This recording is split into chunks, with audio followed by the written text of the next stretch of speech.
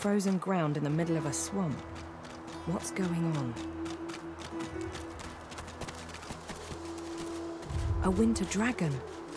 What on earth is it doing chained up here? The dragon stares you down with flinty, intelligent eyes. He tries to speak, but his jaw is bound tightly by the same thick chains that shackled him to the pillars. Unreadable glyphs mantle this ancient pillar. Braided through thick iron rings, source-infused chains bind the dragon tightly.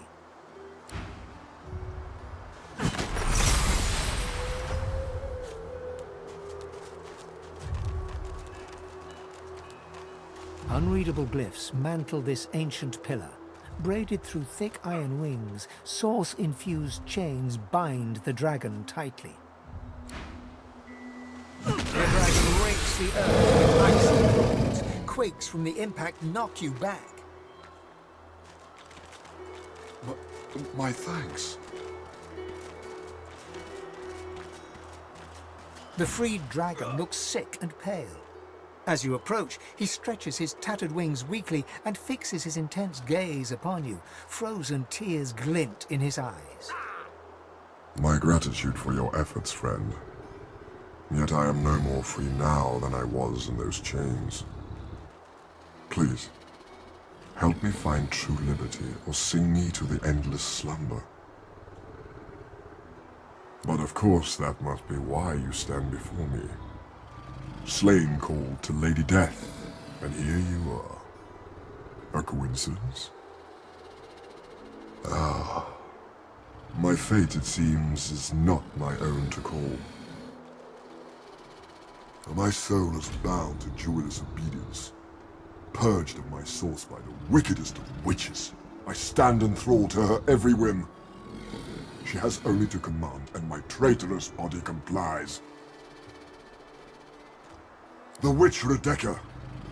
I was in love with her once. For the smallest slight, really a trifle, she wielded a purging wand against me, enslaving me to her will. Now only my voice remains my own. Allow? I did not choose this, as I am quite sure you did not choose that ornamentation around your neck. She trekked far underground beneath a nearby tower seeking ingredients for her vile potions. I can feel her dark heart beating within my own even from here. I await her return, yet I would prefer to welcome death in the sight of her face again. The dragon sniffs and rakes at the ground with one razor-sharp talon. A thought cannot mend a soul. A prayer cannot heal what has been ruined. You talk to soothe yourself, not me. That you would even ask such a question of a stranger already in your debt.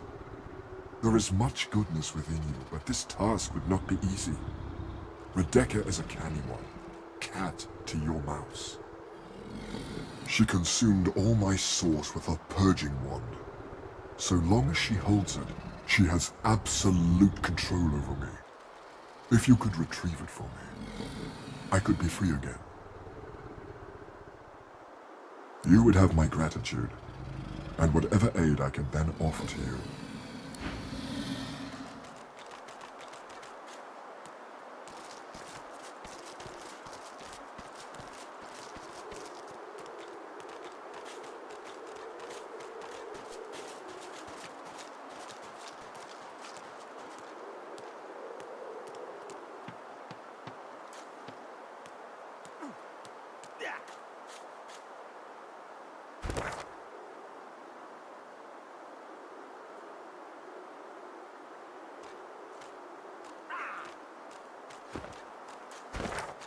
Our shield speaks, Quirker!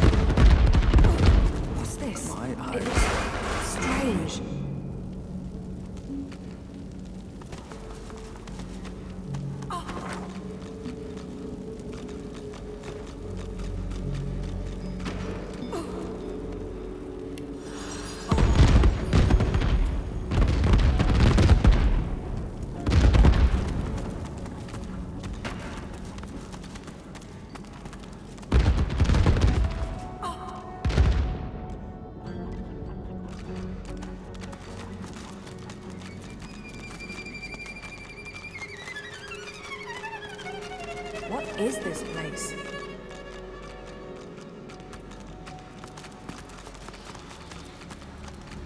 A tall woman stands amid a field of corpses, some fresh, some ancient.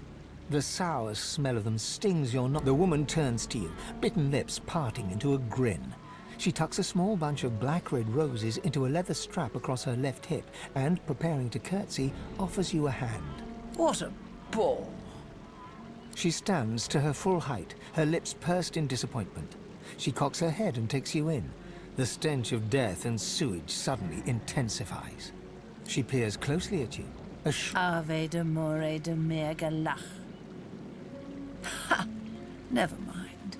I mistook you for someone else. I am Radica. And you must be here for the same reason as I. She pats the bouquet at her hip. But you're too late. These roses belong to me. Looks like we'll have to find some other way to keep you busy.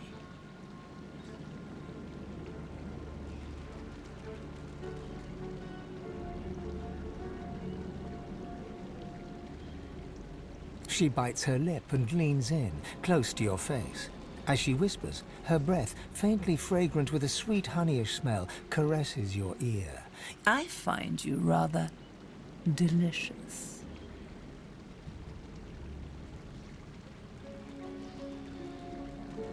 Suddenly, her breath sours in your mouth. It is rank, mouldering, thick with the taint of death. You try to pull away, but she is holding you tight and hard. You hear a low hum, getting louder. Before you realize what's happening, winged insects pour from her throat down yours. They ricochet around your mouth, a wet, buzzing mass, more by the second. Suddenly, all at once, they start stinging you from inside. She stumbles back a few paces and wipes her mouth. Ha ha! Delicious. So bloody delicious. Tell me, little girl, do you know why the soil here is so very fertile? Do you know why it's the only place in Reaper's Coast where blood roses grow? Now, let's not be unkind. And don't change the subject. It's the corpses, darling. Blood roses only grow in soil rich with corpses. I'll need more roses soon enough. I already started with the last traveler who interrupted me. Come, let's make...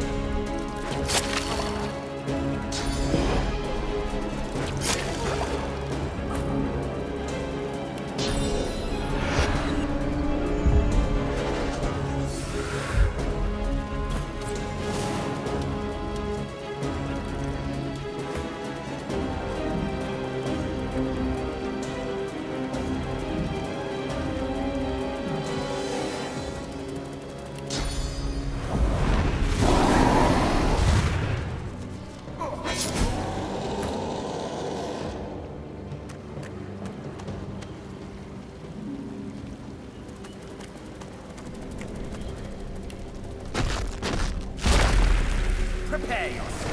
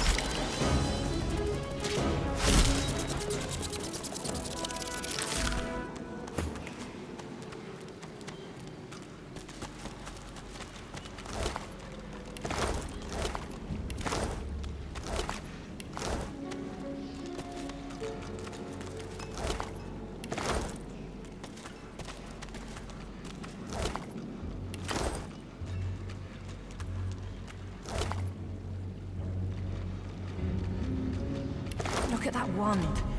It hums with inner source.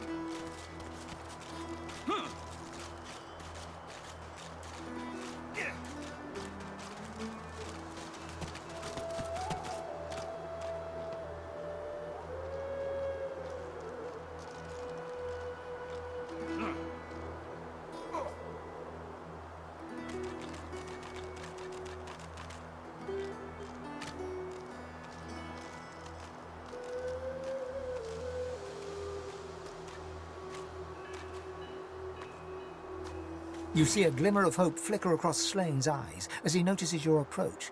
It's quickly doused with a practiced scowl of the oft disappointed. Have you brought it? Or am I to remain a slave? Slane rears back in eagerness, grasping the purging wand with razor-sharp claws. Before your eyes, the source from within the wand surges into his draconic form, filling him with a light so bright that you must shield your eyes from the glare. The blazing brightness dies down. Squinting, you now see no dragon before you, but the figure of a handsome lizard. A handsome lizard with the same eyes as Slane. His eyes still blaze, a piercing silver. A triumphant smile dominates his face as he bows extravagantly before you. Slane. At your service. Neither. Both. I am a dragon knight, the last of my bloodline. Shifting between two shapes is our greatest gift. If everyone thought like you, this vile place would be little more than a sunny island. Perhaps before we're done, we can return it to such a state. Knowing such a steadfast and noble soul offers help to those in need gives me great comfort. I'd like to offer you the same. When you are truly at a loss, when you have no choice but to back down or perish, you will find safety in my shadow. This, I promise. All of my thanks are yours, and yours alone. Farewell, my friend. Slane smiles at you and turns to leave. He takes no more than a few steps before he shimmers out of lizard form, blurring in midair back into a majestic dragon that soars away.